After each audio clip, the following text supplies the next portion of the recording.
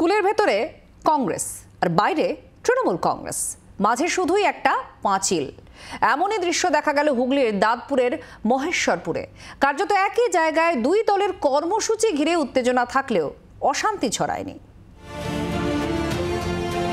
স্কুলের ভেতর কংগ্রেসের সম্মেলন, বাইরে তৃণমূলের অনুষ্ঠান।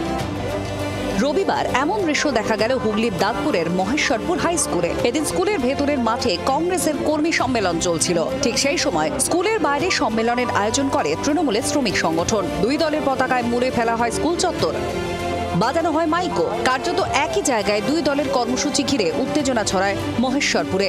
দুই দলেরই দাবি, পুলিশি অনুমতি নিয়ে তাদের অনুষ্ঠান আয়োজন করা হয়েছে। এমনকি তৃণমূলের কর্মসূচি থেকে মাইক বাজানো নিয়ে আপত্তিও তোলেন কংগ্রেস কর্মীরা।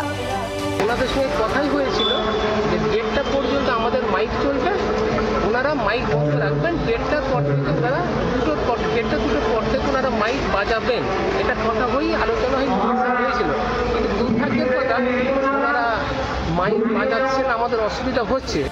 দুই দলের কর্মসূচি ঘিরে উত্তেজনা থাকলেও শেষ পর্যন্ত অবশ্য এড়ানো গিয়েছে অশান্তি। হুগলি থেকে বিধান সরকারের রিপোর্ট, জি 24 ঘন্টা।